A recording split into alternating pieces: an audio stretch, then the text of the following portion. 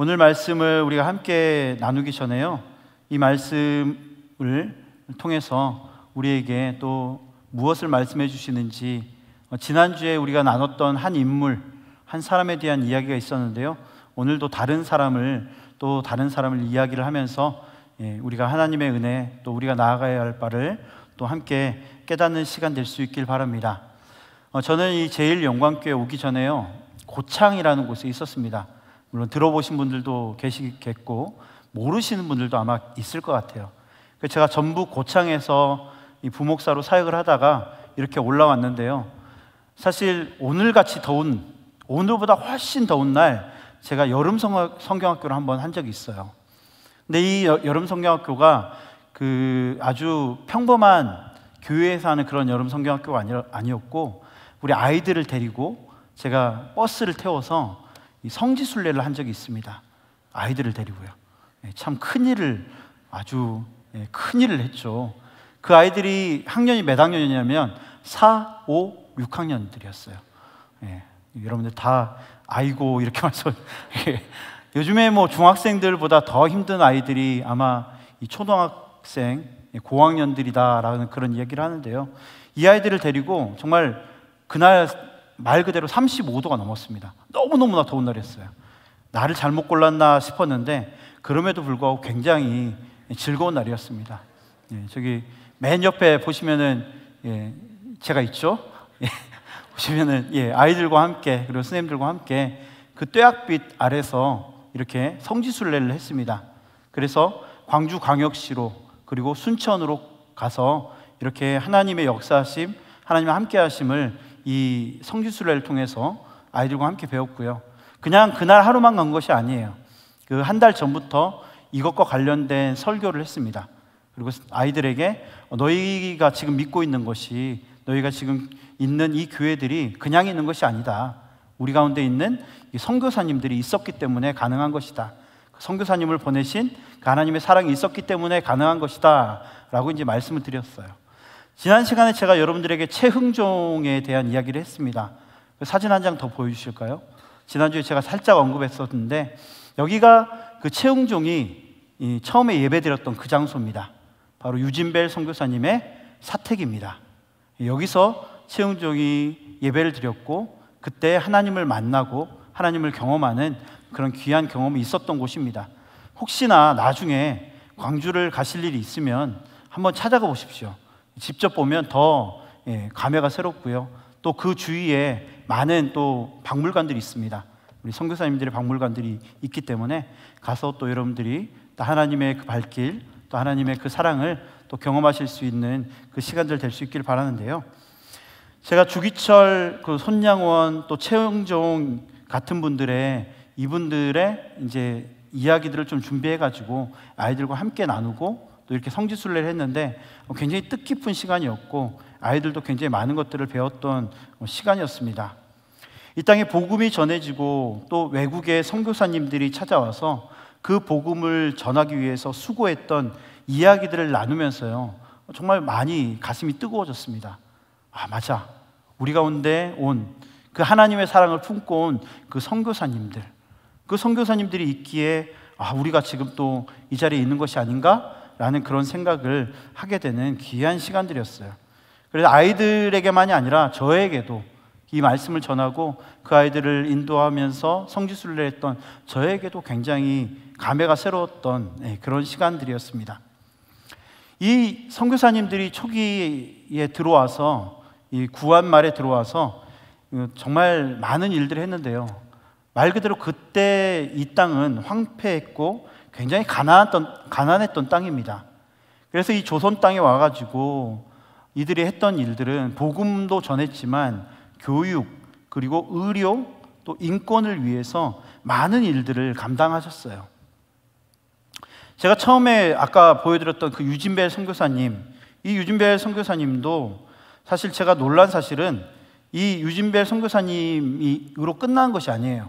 그 선교사에 끝난 것이 아니라 그 가문이요, 현재 5대째 여전히 127년 동안, 129년이죠 이제 129년 동안이나 이 땅을 위해서 살았다는 사실이에요. 그 후손들도 그냥 가만히 있는 것이 아니라 그 유지멜 선교사님을 따라서 이 땅, 대한민국을 위해서 여전히 봉사하고 있다라는 것을 보게 되었습니다. 이 대를 이은 선교사님의 사랑 그리고 헌신은 굉장히 기억에 남을, 우리가 항상 기억해야 될 그 일들인 줄 믿습니다. 그리고 제가 함께 오늘 나누고자 하는 분은요, 바로 이분입니다. 이분의 이름은 엘리자베스 쉐핑입니다.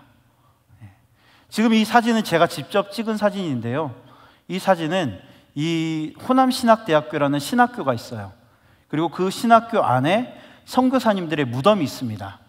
그 무덤에 메모리얼 파크처럼 해서 이 엘리자베스 쉐핑의 사진과 그의 일생을 아주 간단하게 정리해 놓은 것을 제가 사진으로 찍었습니다. 1892년도는요 매우 뜻깊은 해였어요. 왜냐하면 이때에 1892년도에 여성 선교사님이 최초로 우리나라에 들어왔습니다. 이 해리슨 부인이라는 분이 이 땅을 밟은 뒤에 20년이 흘렀어요. 20년이 흐른 뒤에 또 이 한국 땅에 찾아온 선교사님이 바로 우리가 사진으로 만나봤던 엘리자베스 쉐핑입니다. 쉐핑은 1880년도에 독일의 한 마을에서 태어났습니다. 이 광산이 있는 그 마을에서 태어났는데요, 이 어머니는 있었지만 그의 아버지는 없었어요. 왜 아버지가 없었을까요?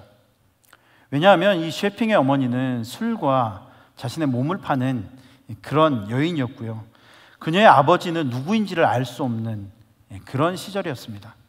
굉장히 불우한 유년 시절을 보냈는데, 그녀를 더욱더 힘들게 했던 일은 그녀의 어머니가 돈을 벌기 위해서 갑자기 짐을 싸들고 어디로 가냐면 미국으로 건너갑니다.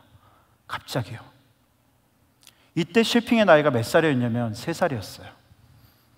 3살 때 자녀에 대한 사랑 이런 건 전혀 없었던 것 같아요.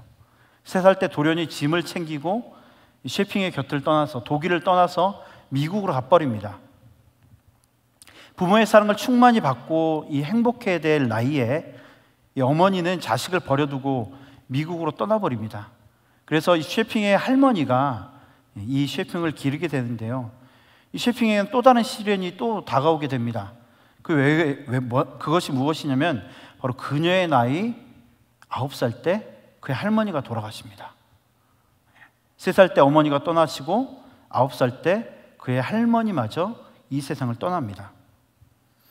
그래서 그녀가 할 수 있는 일은 뭐냐면, 어머니가 계시다는 그 미국의 그 주소 있잖아요, 아무런 연고 없는, 아무런 힘도 없는 9살 혹은 11살 그 어린아이가 그 주소 쪽지 하나 들고 미국으로 가는 배를 탑니다.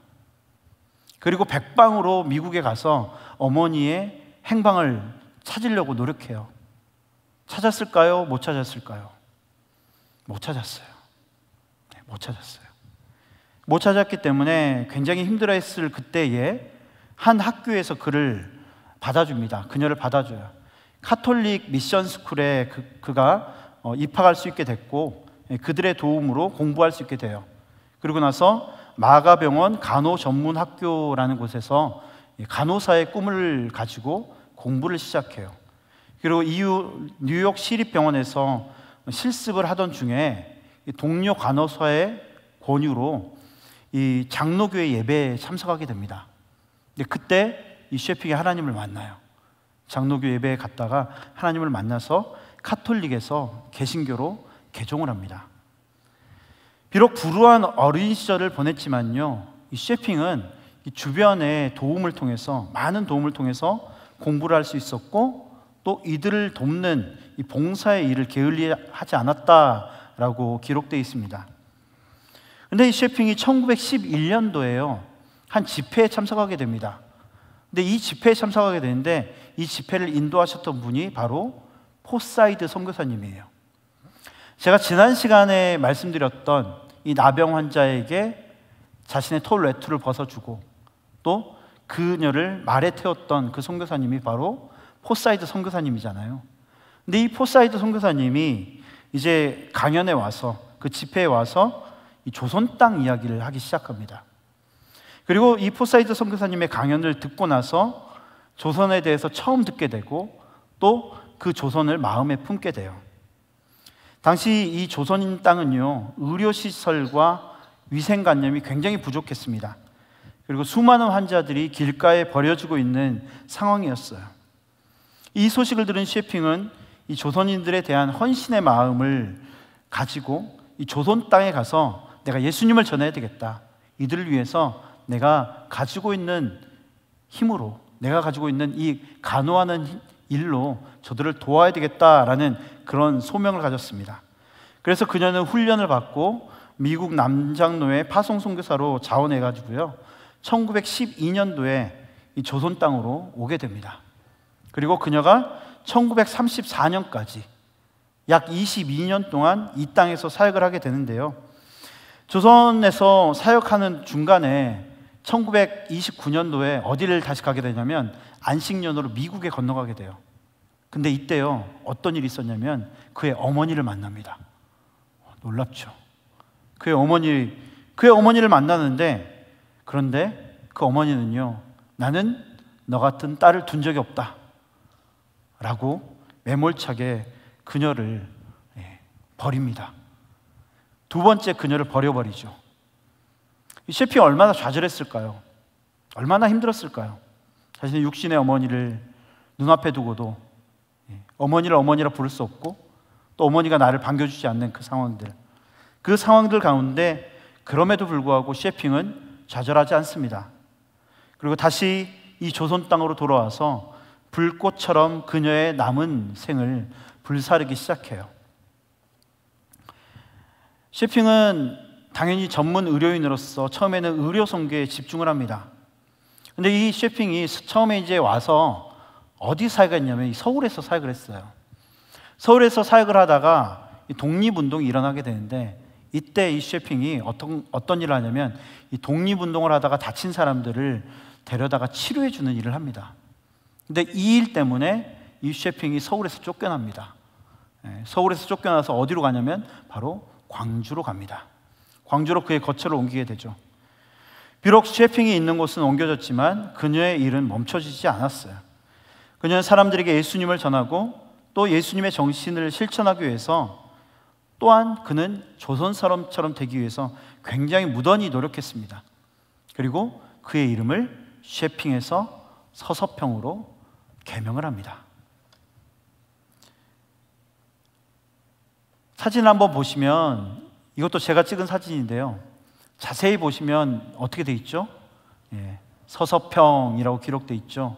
이 공간은 어떤 공간이냐면 이 계단이 있는데, 이 계단에 이 선교사님들 그리고 광주 땅에서 사역했던 사역자들의 이름이 새겨져 있는 그 계단이 있어요.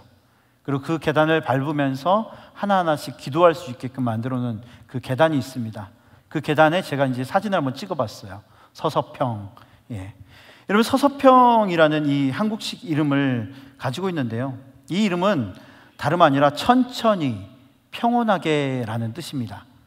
천천히 평온하게. 사실 이 셰핑은 그닥 성격이 아주 좋지는 않았어요. 굉장히 불같은 성격을 갖고 있습니다. 굉장히 일처리도 빨리빨리 하는, 빨리빨리 해야만 직성이 풀리는 그런 성격을 갖고 있는 사람이에요. 그래서 서서평 셰핑은 자신의 이름을 천천히 그리고 평온하게 라는 이름으로 지었던 것이죠. 이 서서평은 조선인이 입는 무명 옷을 입었고요, 그리고 키도 커서 발도 크잖아요. 그러면 맞는 고무신이 없었대요, 여자 고무신 중에는. 그래서 남자 검정 고무신을 항상 신고 다녔고요, 입에 맞지 않은 보리밥에 된장국을 먹었다고 합니다. 이 조선에서 복음을 전한 선교사님들의 삶이 이만큼 힘들었어요. 적응해야 됐어요. 그러나 서서평은 자발적인 이 가난의 길을 선택하고 또 헌신하고자 노력했습니다. 그래서 이렇게 한복을 입는 그 서서평의 사진이 또 남아 있어요. 월등히 키가 크죠. 그런데 한복을 입고 함께, 조선인과 함께 이 사진을 찍었던 이런 사진들도 남아 있습니다. 이 서서평의 사역은 가장 먼저 의료 사역이었지만요, 그의 사역은 점점 확대됐어요. 그래서 그는 여성으로서 여성, 그리고 교육가로서 교육, 그리고 인권운동을 굉장히 주로 감당하면서 복음을 전했습니다. 가장 먼저 서서평은 여성을 위해서 일했습니다. 여러분 한번 둘러보세요. 지금 이 자리에 남자가 얼마나 있는지. 별로 없죠. 저도 남자지만요, 지금 남자와 여자 성비를 딱 보면 여성분들이 월등히 많아요. 초기 한국교회도 마찬가지였습니다. 여성분들이 훨씬 많았습니다. 그런데 이 여성분들이요, 이 구한 말에 그 당시에는요 정말 인간으로서 별로 취급을 잘 받지 못했던 때입니다. 그리고 더 나아가서 돈 없는 자들, 가난한 이들, 소외된 이들이 너무너무나 많았어요. 여성과 더불어서 이 아이들을 데려다가 기르는 일들을 또 감당합니다. 오갈 데 없는 과부들을요 몇 명이나 거둬들이냐면 38명을 거둬들입니다. 과부들을요. 그리고 그들에게 거처를 마련해주고 자신은 결혼하지 않으면서 수양딸을 13명이나 두었어요. 저는 3명도 힘든데 13명이나 수양딸을 두었다라고 그렇게 되어 있습니다. 서서평은 자신의 월급을 쪼개서 주위에 굶주린 이들과 소외받은 이들을 돕기 위해서 무던히도 애를 썼습니다. 그리고 이 서서평은 또한 교육에 힘을 쏟았습니다. 당시 먹을 것도 없는 이 척박한 환경에서 글을 배우고 이 학문을 익힌다는 것은요 사실 굉장히 어려운 일이고 상상할 수도 없는 일입니다. 그러나 서서평은 글을 모르는 아이들과 이 과부들에게 글을 가르쳤고요, 이 공부할 수 있는 토대를 마련했습니다. 그래서 여러분 전라도에 가면 전주가 있잖아요. 전북에 전주가 있습니다. 전주에 가면 한일장신대라는 학교가 있어요. 대학교가 있습니다. 근데 이 한일장신대가 어떻게 시작되냐면, 어떤 이름으로 시작하냐면 바로 이일학교라는 이름으로 시작합니다. 이게 바로 한일장신대의 전신이에요. 서서평은 학교까지 세울 정도로 교육에 굉장히 열정적이었던 여인이었습니다. 여러분 여성분들 이 시간에 굉장히 좀 자부심을 가지고 이 말씀을 들어도 됩니다. 여성에 대한 그녀의 특별한 관심이 돋보이는 또 활동이 있는데요, 그게 뭐였냐면 그 당시 합법적으로 여겨졌던 공창제라는 것이 있었습니다. 이 공창제가 뭐냐면 바로 매춘제도예요. 매춘제도가 그냥 불법이 아니라 이 당시에는 뭐였냐면 합법이었다는 거예요. 어느 시대를 막론하고 이 사람이 도구화되는 현실이 존재합니다. 굉장히 가슴 아픈 현실이 존재하죠. 인간이 하나의 노동력으로 또는 돈을 버는 수단으로 이렇게 될 때요, 우리의 인간성은요, 하나님께서 주신 인간성은 말살되기 마련입니다. 그러나 말씀을 통하여 하나님을 깊이 경험한 서서평은요, 인간을 인간 그대로 사랑하고자 했습니다. 인간을 인간 그대로요. 같은 여성으로서 또 어머니에게 버림받은 자로서 서서평은 이 땅의 약자들과 함께하고자 무던히도 애를 썼습니다. 지금은 남자 간호사들이 많죠. 그런데 이때만 해도 여자 간호사들 뿐이었습니다. 그래서 서서평이 또 한 일은 뭐냐면 조선에 있는 간호사들의 협회를 만드는 일이었습니다. 그런데 이 당시에 일본이 이 땅을 지배하고 있었고 또 일본에 있는 일본 간호협회가 따로 있었어요. 그렇기 때문에 일본 간호협회는 이 조선 간호협회의 설립을요 계속적으로 방해를 했습니다. 그러나 뚝심 있는 서서평은 이 일을 끝까지 밀어붙였어요. 굉장히 뚝심 있는 여성이기도 해요. 어린아이들과 여성과 함께, 그리고 당시 어려운 형편으로 넘쳐났던 거지들과 함께 살던 이 서서평에게도요 뭐가 찾아오냐면 죽음은 찾아옵니다. 우린 다 죽잖아요. 아무리 하나님의 일을 열심히 해도요 우린 다 죽을 수밖에 없습니다. 서서평은 평소에 극심한 이 배앓이 통증이 있었고 또 설사를 굉장히 많이 앓았답니다. 이 스푸르라는 이런 병인데요, 그녀가 조선에 오지 않았다면, 이 땅에 오지 않았다면 걸리지 않았을 풍토병이에요. 이 풍토병 때문에 이 서서평은 일생을 굉장히 많이 힘들어했다라고 그렇게 기록하고 있는데요, 이 극도로 약해진 이 그녀의 몸이었지만 서서평은 이 땅의 약자들을 위해서 그 일을 해나갑니다. 지난 시간에 제가 여러분들과 함께 나눴던 그 구라 대행진, 이 구라라는 말은 무슨 말이냐면 원래 일본 말이에요. 일본 말인데 나환자들을 구호함이라는 그런 뜻을 갖고 있습니다. 그래서 구라 대행진이라고 이렇게 이름을 붙였는데요. 지난 시간에 제가 말씀드렸듯이 이 최흥종과 함께 이 서서평이 나병 환자들 150명과 함께 광주에서 서울 조선 총독부가 있는 곳까지 행진을 합니다. 열흘이 넘는 너무너무나 힘든 그 길, 약해질 대로 약해진 그 서서평의 몸인데도 불구하고 서서평은 그래도 나는 가야 된다라고 이 최흥종과 함께 손을 잡고 조선 총독부가 있는 서울로 가게 되죠. 그리고 그곳에서 결국 이제 이 총독부의 허가를 받아서 이 소록도에 나환자들을 위한 그 거처를 마련하게 되죠. 안 그래도 연약해진 서서평 선교사님은 이 나병 환자들과의 행진을 통해서 그 이후로 복통과 더욱더 약해진 몸 때문에 많이 괴로워했습니다. 그리고 암을 의심했습니다. 그래서 암 수술을 건의받아가지고요, 수술을 진행했는데 놀랍게도 암은 발견되지 않았어요. 이유를 알 수 없는 이 일 앞에 서서평은 뭐라고 이제 얘기를 하냐면, 내가 죽으면 자신의 시신을 병원에 기증하겠다라고 그렇게 이야기합니다. 본인도 자신이 살 날이 얼마 남지 않았다는 걸 알게 된 거예요.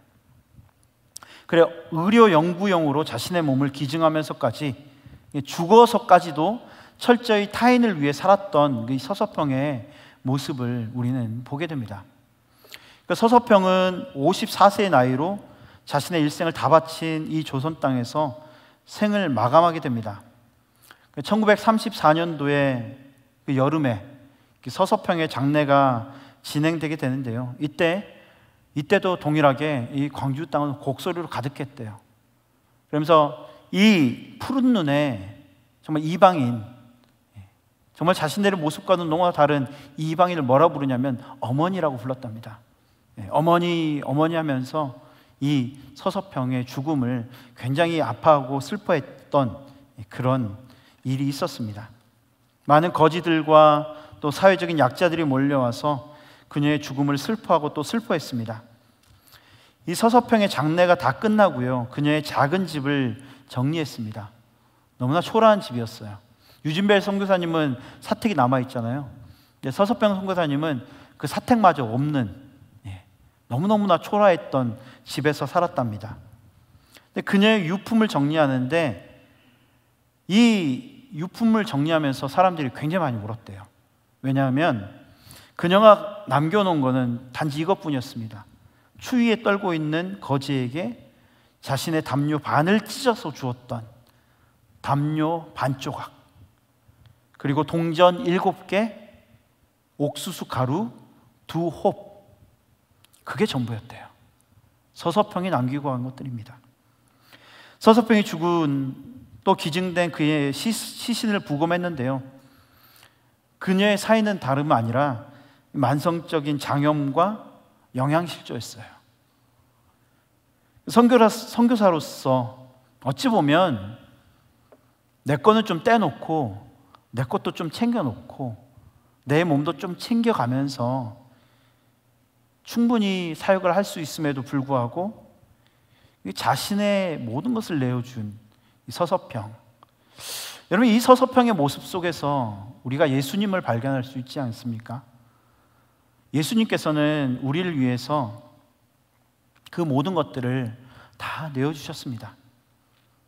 피 한 방울까지도, 물 한 방울까지도 다 쏟으셨고, 그의 모든 것을 우리를 위해서 내어주신 그 예수님, 그리고 그 예수님을 닮아가고자, 예수님과 함께 동행하고자 철저하게 몸부림쳤던 서서평, 그녀가 남기고 간 것은 너무나 작은 것이지만요, 그러나 그녀가 남긴 것이 이것만은 아닙니다. 그녀는 방 한쪽 벽에다가요, 자신의 침대 맡에다가 이런 글귀를 적었습니다. 성공이 아니라 섬김이다. 성공이 아니라 섬김이다. 하나님의 나라를 완성하는 것, 하나님의 나라를 완성하는 방식은 바로 섬김에 있다라고 항상 마음에 되새기며 그녀가 날마다 바라봤던 문구, 성공이 아니라 섬김이다.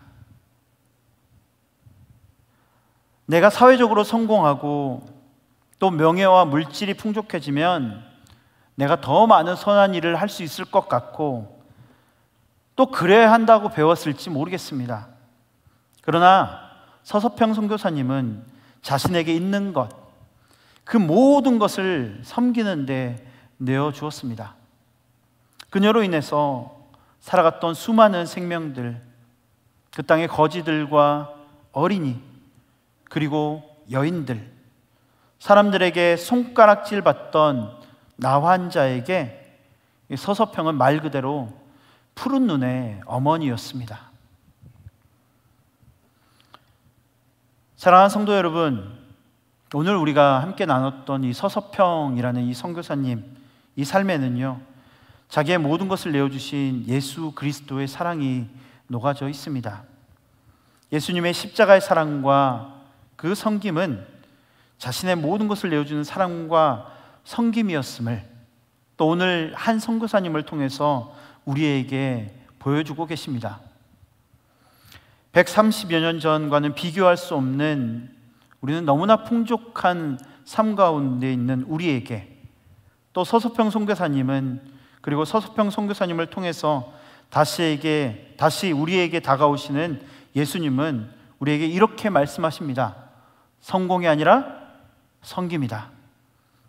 내가 온 것은 섬김을 받기 위함이 아니라, 다른 말로 하면 성공하기 위함이 아니라 내가 너희를 섬기기 위해서, 너희를 위해서 나의 목숨을 주기 위해서 왔다라는 이 예수님의 울림, 이 예수님의 말씀이 지금 이 서서평 선교사님을 통해서 우리 가운데 다가온 줄 믿습니다. 우리의 작은 섬김 하나하나가 모여서 이 땅에 아름다운 변화가 일어나길 바랍니다. 작은 거요, 작다고 무시하지 마십시오. 작은 것이 결코 약한 것이 아닙니다. 비록 작은 섬김이지만, 비록 작은 움직임이지만요, 그러나 이 작은 것들을 통해서 하나님께서 우리의 마음을 움직이시고 또 하나님께서 우리의 삶 가운데 하나님의 나라를 이루실 줄 믿습니다.